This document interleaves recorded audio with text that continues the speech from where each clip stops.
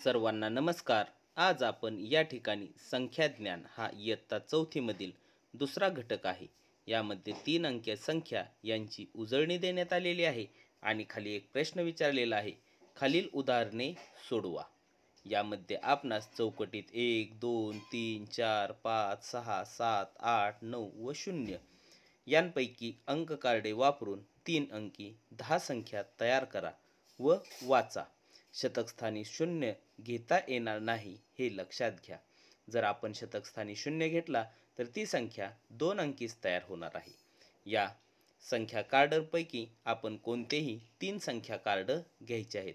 म्हणजे आपण जर या ठिकाणी 2, 3 व 4 हे जर संख्या कार्ड घेतले तर यापासून 234 ही संख्या तयार होते.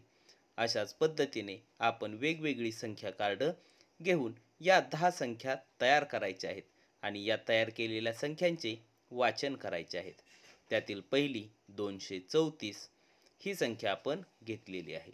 त्यानंतर दुसरी संख्या 316, तिसरे संख्या कार्ड 245, चौथे 360, पाचशे 167, सहावे 514, सातवे 253, आठवे 782, नववे 876 तर 10वे 964. अशा पद्धतीने आपण 10 संख्या तयार केलेल्या आहेत आणि त्याही वरी दिलेल्या संख्या कार्डवरून.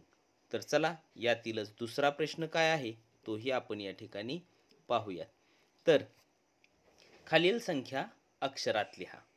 यामध्ये 6 संख्या दिलेल्या आहेत आणि त्या आपणास अक्षरात लिहायला सांगितलेल्या आहेत. मी या ठिकाणी खाली त्या संख्या लिहित आहे. पहिली संख्या आहे 325. आपण जर पाहिले तर शतकस्थानी 3 आहे म्हणून 300 व दशक एकक हे 25 होते म्हणून 325. 3 अंकी संख्यांचे वाचन कशा पद्धतीने करायचे व लेखन कशा पद्धतीने करायचे याचा आपण एक सेपरेट व्हिडिओ बनवला आहे. त्याची लिंक आपण डिस्क्रिप्शन बॉक्समध्ये देत आहे. तर दुसरी संख्या आहे ती 549. तर आपण त्याचे खाली लेखनही करत आहे हे आपण स्क्रीनवर पाहतच आहात. त्यानंतर आहे 667. त्यानंतर चौथी संख्या आहे 782. तेही आपण खाली लिहितच आहोत. यानंतर 890. तर सहावी संख्या आहे 400. अशा पद्धतीने आपण 6च्या 6 संख्यांचे लेखन अक्षरामध्ये केलेले आहे. ते आपण स्क्रीनवर पाहतच आहात. तर चला यातील तिसरा प्रश्न पाहू. तो काय विचारलेला आहे पहा. खालील संख्या अंकात लिहा. या ठिकाणी अक्षरात संख्या दिलेल्या आहेत त्या आपण अंकात लिहायच्या आहेत. तर यामध्ये पहिली संख्या दिलेली आहे 102. म्हणजेच या ठिकाणी शतकस्थानी 1 येणार आहे तर दशकस्थानी 0 आणि एककस्थानी 2. अशा पद्धतीने आपण 102 ही संख्या लिहिलेली आहे. दुसऱ्यामध्ये आहे 320. तर शतकस्थानी 3 येणार आहे, दशकस्थानी 2 व एककस्थानी 0. अशा पद्धतीने आपण 320 ही संख्या सुद्धा लिहिलेली आहे. त्यानंतर 567.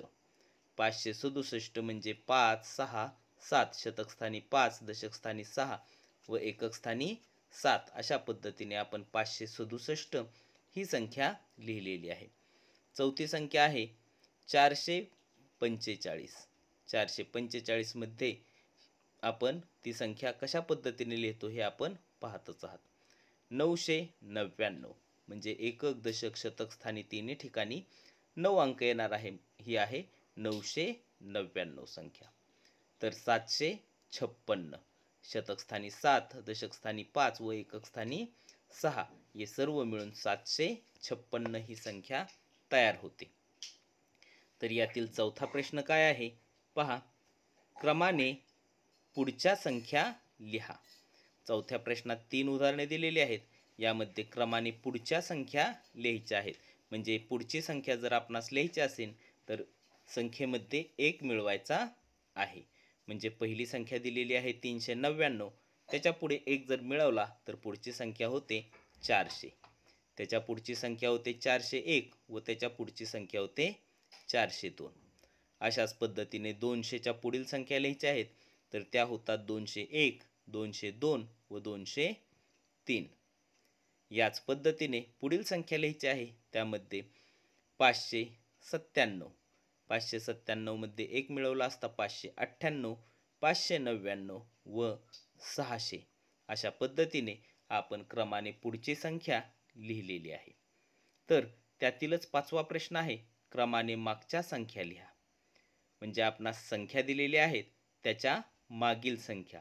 ज्यावेळेस आपण लगतची मागची संख्या लिहितो त्यावेळेस दिलेल्या संख्येतून 1 वजा करायचा असतो. म्हणजे 600 ही संख्या दिलेली आहे, तर त्यातून वजा 1 केले असता 599 येते. त्यानंतर 598 व 597.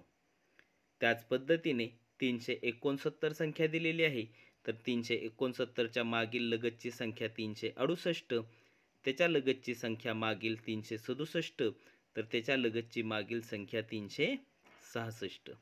अशा पद्धतीने आपण मागील संख्या लिहिलेल्या आहेत. तर 299च्या मागील संख्या 298 असणार आहे, त्याच्या मागील लगतची संख्या 297, त्याच्या मागील लगतची संख्या 296. आपण या सर्व संख्या स्क्रीनवर पाहतच आहात. तर चला, या झाल्या 3 अंकी संख्या. आता आपण 4 अंकी संख्यांचा अभ्यास करणार आहोत. या ठिकाणी 1000ची ओळख करून दिलेली आहे.